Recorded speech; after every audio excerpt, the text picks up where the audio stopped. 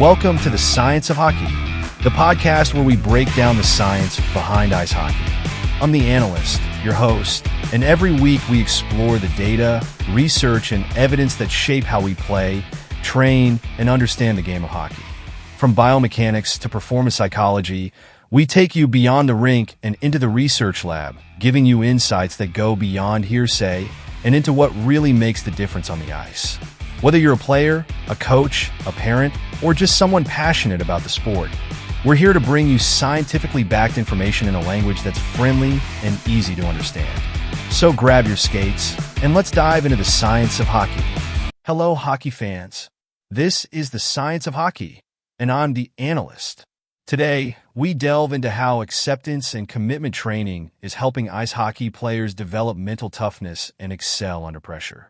Tune in for the latest on this innovative approach to performance psychology.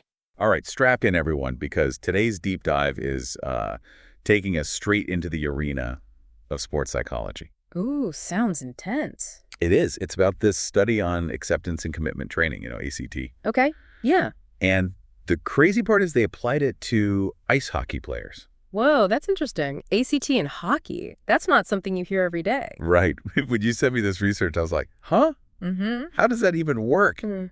But the results are pretty wild. I mean, they're really compelling. Yeah, I have to agree. It definitely challenges the way we typically think about sports training. All that emphasis on just physical conditioning and drills. Totally. So before we go full speed into this study itself, can you break down what ACT is all about for people who might not be familiar with it? Absolutely. So ACT, in a nutshell, is about helping people become more psychologically flexible. Okay. It's about learning how to accept, really accept those uncomfortable thoughts and emotions we all have. But the key is not letting them control what you do. Interesting. So instead of trying to fight those feelings, you almost make friends with them. In a way, yeah. You learn to notice them, to make space for them. And then you can choose to do things that match your values and your goals, regardless of those feelings. Okay, I'm starting to see how this could work for athletes. Yeah. Imagine a hockey player who just messed up a pass, right? Yeah. They might start thinking, I'm awful, or I'm letting the whole team down. Oh, absolutely. That negative self-talk can really spiral. Exactly. But with ACT, they could recognize those thoughts, without letting them completely derail their game. That's exactly it. It's about recognizing that those thoughts, they're just thoughts, right? Not necessarily the truth. Right. And instead of getting totally caught up in that mental chatter, they can choose to focus on the present moment and, make the next play with a clear head. So it's like separating your performance from that storm of emotions that can happen during a game, especially a high-pressure one. Yeah, you got it. It's about getting some distance from your inner experiences so you can stay grounded and play your best, even when things get tough. That makes a lot of sense. Now, in this specific study, they tailored ACT for hockey players, right? How did they do that? Well, they focused on a few key skills. One was helping players become more aware of their thoughts and emotions while they're on the ice. The good, the bad, all of it, without letting those feelings control what they do. Makes sense. They also worked on mindfulness, really being present in the game, not dwelling on past mistakes or worrying about future ones. Right. And finally, they helped players figure out what their values were as athletes, what really mattered to them beyond just winning or losing. So it's like they built a mental playbook for these players, a set of techniques to help them handle the mental and emotional demands of the game. Exactly. And to see if this playbook actually worked, they put it to the test with a group of 34 junior elite hockey players. Okay, so walk me through the study itself. How did they design it to see if this training had a real impact, a measurable impact? They used what's called a randomized controlled trial. It's considered, the gold standard in research. Yeah, okay. So basically, they divided the players randomly into two groups. One group got the ACT training, and the other group, the control group, just kept doing their regular training, no ACT. So it's a fair comparison. Exactly. Both groups were talented and dedicated players, but only one got this extra mental training. Got it.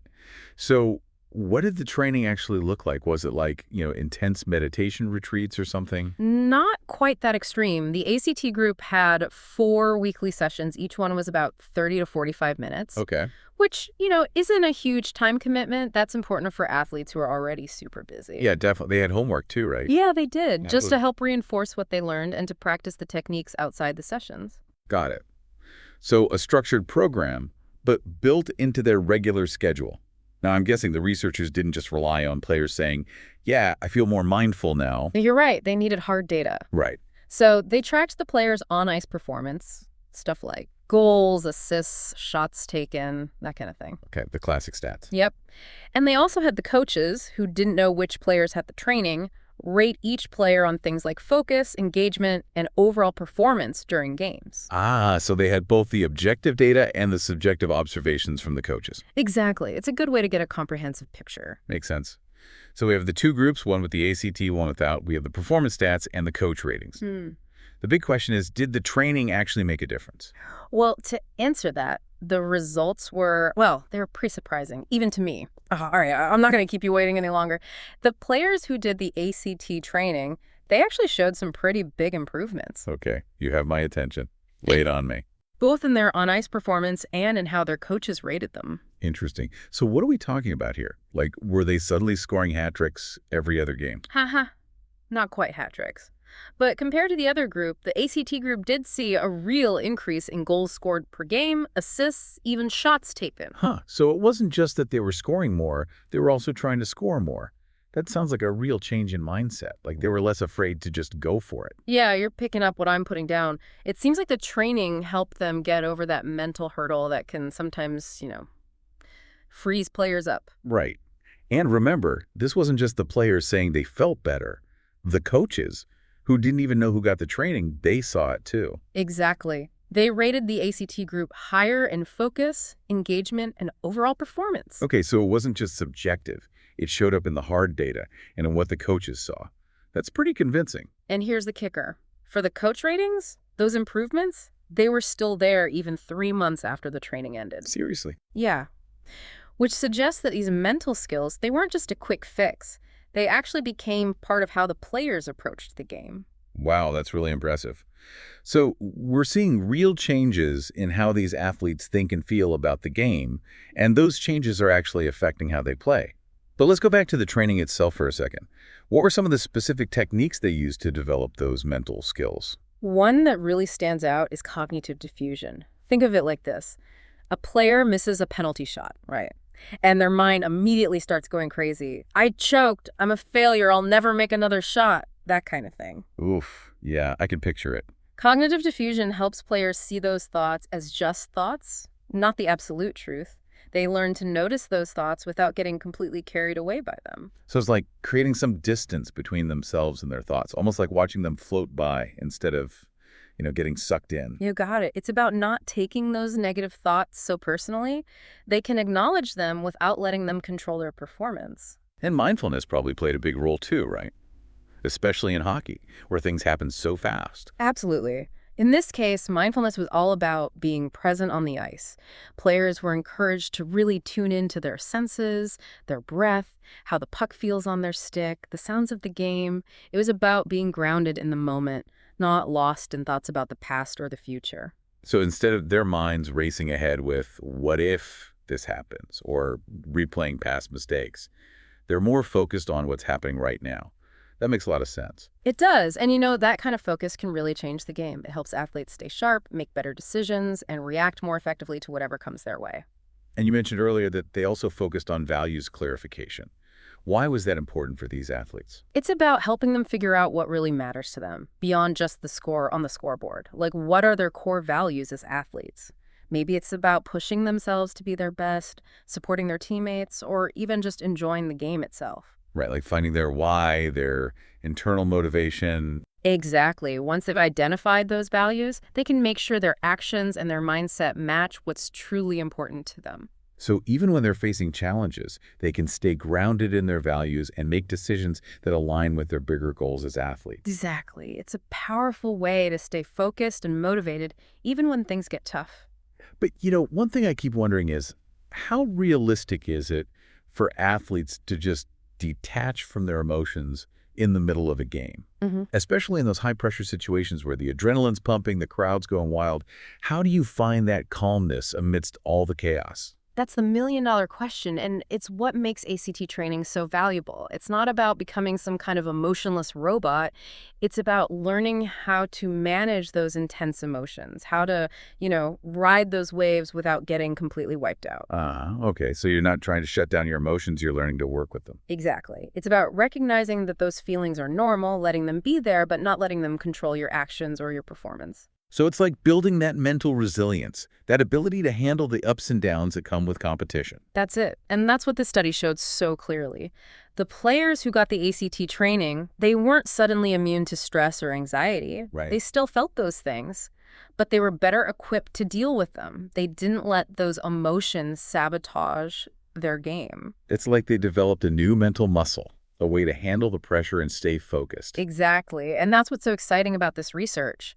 It shows us that we can train our minds just like we train our bodies. Yeah, I'm seeing that. Now, one thing that's been bugging me is the study showed that those objective improvements, like the goals and assists, those tended to fade after 3 months, while the coach rating stayed consistent. Why do you think that happened? That's an interesting question. It could be that those raw performance numbers, they're affected by a lot of things that are outside of any one player's control. Like, even if a player is mentally at their best, they might still have a bad game if their teammates are off, or the other team is just on fire that day.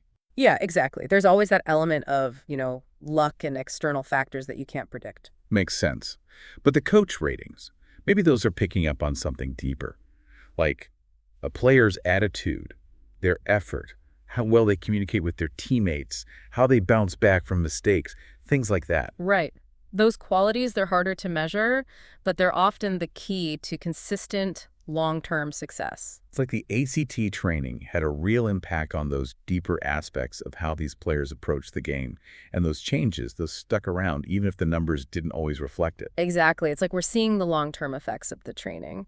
Maybe that initial boost in performance faded a bit, but those mental skills they learned, those continued to influence how they played, and the coaches could see that. It's a good reminder that performance isn't just about the final score.